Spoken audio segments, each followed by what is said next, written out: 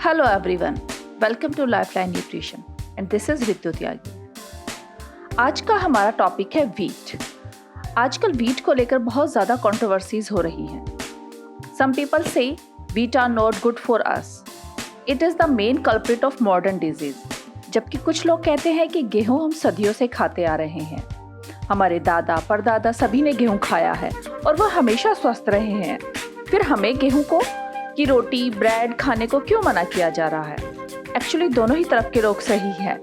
यहाँ पर हमें थोड़ी नॉलेज और राइट इन्फॉर्मेशन की ज़रूरत है ताकि हम फैक्ट्स को समझ सके और सही डिसीजन ले सके अपनी हेल्थ के लिए।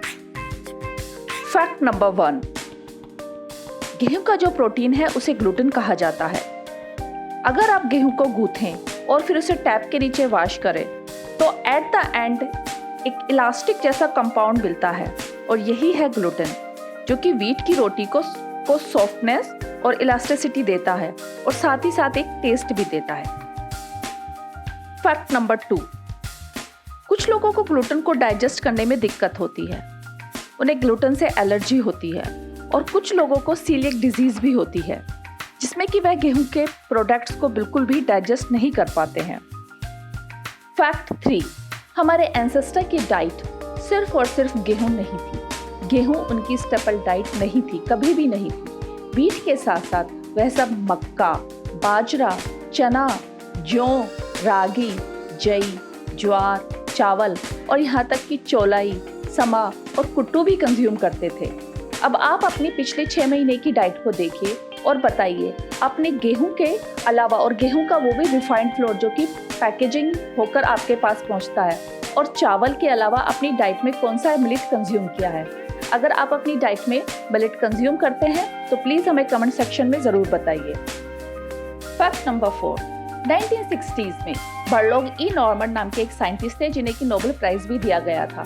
इन्होंने गेहूं की एक उन्नत किस्म डेवलप करी थी।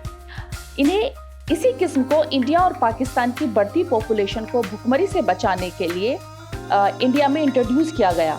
इसको बर्लोग की ड्वार्फ वीट की वैरायटी कहा जाता था या हाई यील्डिंग वैरायटी कहा जाता था।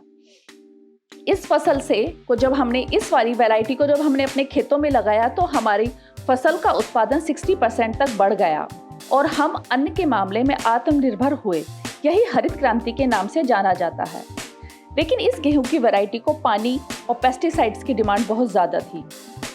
एक्सेसिव यूज ऑफ केमिकल होने लगा, सॉइल का डिग्रेडेशन होने लगा, लॉस ऑफ बायोडाइवर्सिटी होने लगी, मतलब फार्मर्स ने बाकी फसलों को बोना बंद कर दिया। फैक्ट नंबर 5, 95% वीट जो वर्ल्ड में ग्रो किया जा रहा है वो ब्रेड वीट है।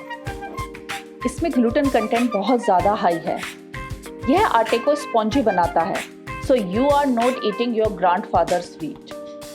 फैक्ट नंबर 6, 1930s में अमेरिका में होम बेक्ड ब्रेड की जगह कमर्शियल ब्रेड ने लेनी शुरू कर दी। वहाँ के लोग कमर्शियल ब्रेड कंज्यूम करने ज़्यादा पसंद करने लगे, जिनको कि एनरिच्ड किया जाता था विटामिन्स और मिनरल से, स्पेशली विटामिन बी से, और वहाँ पर विटामिन्स और मिनरल्स की डेफिशिएंसी होनी शुरू हो गई थी। आज वही कंडीशन भारत की भी है। भारत में भी लोगों को vitamin B deficiency, vitamin D deficiency, minerals और सारे ही विटामिन्स की डेफिशिएंसी होने लगी है। Fact 7, modern wheat have 20 to 30% less nutrient content than traditional wheat.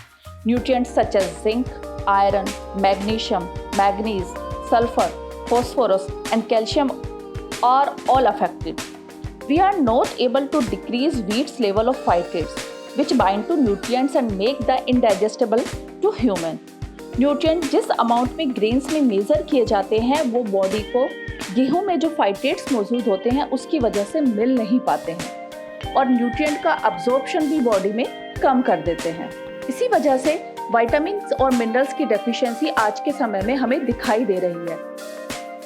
तो कंक्लूजन यह निकलता है कि जब से हमने अपनी डाइट से मिलेट्स को बाहर कर दिया है और सिर्फ वीट बेस्ड डाइट हम लोगों ने कंज्यूम करनी शुरू हो गई हैं, तो कुछ प्रॉब्लम्स, कुछ हेल्थ इश्यूज हमें दिखाई देने शुरू हुए हैं। वीट बैली होती है, पेट फूला फूला रहता है, ग्लूटेन इंटॉलरेंस काफ़ी लोगों को है, ब्लोटिंग की दिक्कत होती है, माल एब्जॉर्प्शन होता है, coeliac disease, autoimmune disease, skin की problems, rashes, stomach pains, poor digestion, vitamins और मिनरल्स की डेफिशिएंसी, ये सारी चीज़ें हमें आजकल दिखाई देने लगे हैं। यहाँ पर मैं सजेशंस दूंगी कि आप अपनी डाइट में सिर्फ और सिर्फ व्हीट को इंक्लूड ना करें, उसके साथ साथ मिलेट्स को भी इंक्लूड कीजिए, ताकि आपकी डाइट में एक बैलेंस बना रहे और ग्लूटेन इंटॉलरेंस की दिक्कत इतनी ज़्यादा ना हो कि आपके हेल्थ इश्यूज आने शुरू हो जाएं। अगर आप 3 या 4 डाइट दिन में ले रहे हैं तो हर डाइट में एक मिलेट ज़रूर लीजिए और एक ही डाइट में सिर्फ व्हीट को अपनी रखिए, ताकि हेल्थ इश्यूज ना आए और आप एक हेल्दी लाइफस्टाइल को फॉलो कर सकें और अच्छा जीवन जी सकें। अगर आपको हमारे द्वारा दी गई इंफॉर्मेशन अच्छी लगी हो, पसंद आई हो, तो प्लीज़ इस वीडियो को लोगों के साथ शेयर कीजिए, सब्सक्राइब कीजिए और हमें लाइक ज़रूर दीजिए। Thank you very much for being connected with us.